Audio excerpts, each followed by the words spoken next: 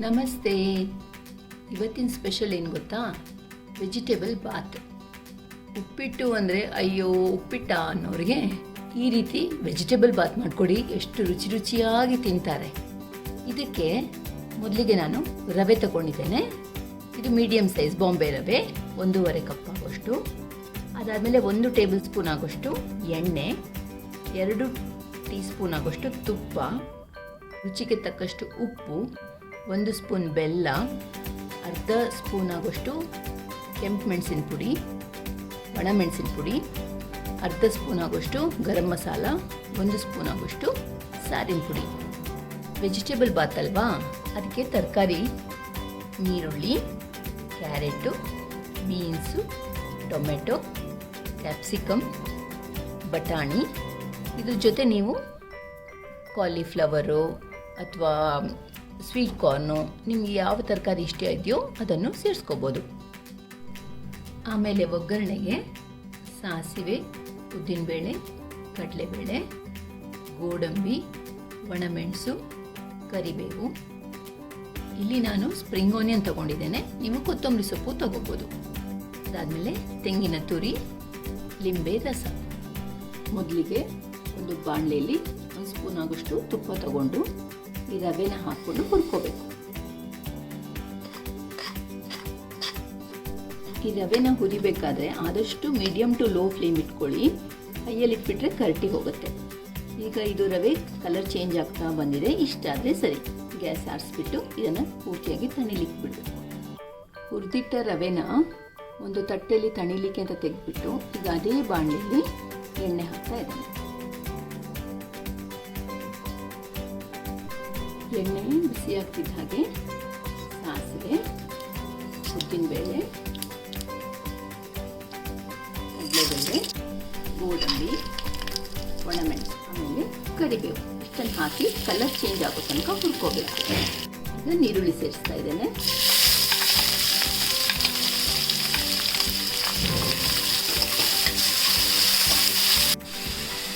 ಬೆಲ್ಲ,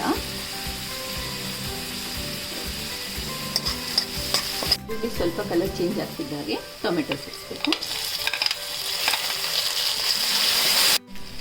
ಟೊಮೆಟೊ ಸ್ವಲ್ಪ ಬಾಡಿದ ಮೇಲೆ ಕ್ಯಾರೆಟು, ಬೀನ್ಸು,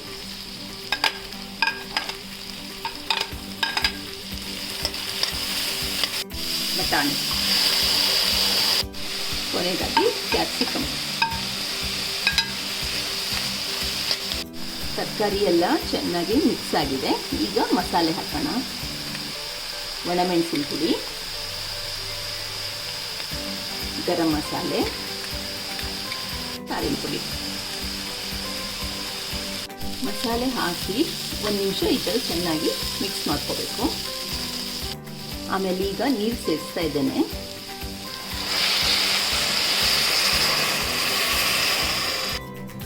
ನಾನಿಲ್ಲಿ 1.5 ಕಪ್ ಆಗೋಷ್ಟು ರವೆ ತಗೊಂಡಿದ್ದೇನೆ. ಅದಕ್ಕೆ 3 ರಿಂದ 4 ಕಪ್ ಆಗೋಷ್ಟು ನೀರು ತಗೋಬೇಕು. ಅದಾದಮೇಲೆ ಮುಚ್ಚಿ ಬೇಯಿಸ್ಕೋಬೇಕು. ಈಗ ನಿಧಾನಕ್ಕೆ ಒಂದು ಕುದಿ ಬರ್ತಾ ಇದೆ.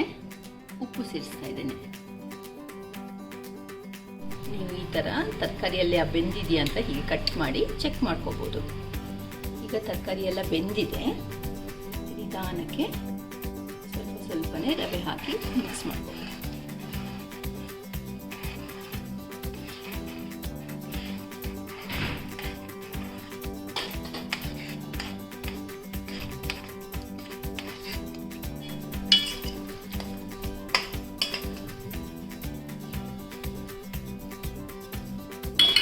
ನನಗೀಗ ನಾನು ಹಾಕಿದ್ದು ನೀರು ಒಂದು ಸ್ವಲ್ಪ ಕಮ್ಮಿ ಆಗಿದೆ ಅಂತ ಅನಿಸ್ತಾ ಇದೆ. ಅದಕ್ಕೆ ನಾನೀಗ ಒಂದು ಅರ್ಧ ಲೋಟೆ ಬಿಸಿನೀರನ್ನು ಸೇರಿಸ್ಕೊತಾ ಇದ್ದೇನೆ. ಬಿಟ್ಟು 1-2 ನಿಮಿಷ ಬೇಯಿಸ್ಕೋಬೇಕು. ಉಪ್ಪಿಟ್ಟಿಗಾದರೆ 1ಕ್ಕೆ 2 ಅಳತೆ ನೀರು ಸಾಕು. ಆದರೆ ಇದು ತರಕಾರಿ ಎಲ್ಲ ಬೇಯಬೇಕಲ್ಲ, 1ಕ್ಕೆ 3 ಅಳತೆ ನೀರು ತಗೋಬೇಕಾಗತ್ತೆ. ಈಗ ರವೆ ಎಲ್ಲ ಚೆನ್ನಾಗಿ ಬೆಂದಿದೆ. ತೆಂಗಿನ ತುರಿ ಸೇರಿಸ್ತಾ ಇದ್ದೇನೆ. ಅದಾದಮೇಲೆ ಸ್ಪ್ರಿಂಗ್ ಆನಿಯನ್, ನೀವು ಕೊತ್ತಂಬರಿ ಸೊಪ್ಪು ಹಾಕೋಬೋದು. ಗ್ಯಾಸ್ ಆರಿಸ್ಬಿಟ್ಟು ನಿಂಬೆ ರಸ ಸೇರಿಸ್ತಾ ಇದ್ದೇನೆ.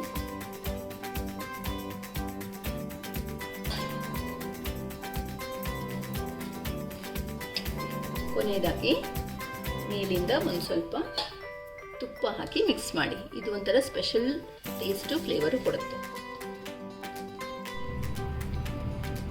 ರುಚಿ ರುಚಿಯಾದ ವೆಜಿಟೇಬಲ್ ಬಾತ್ ರೆಡಿ.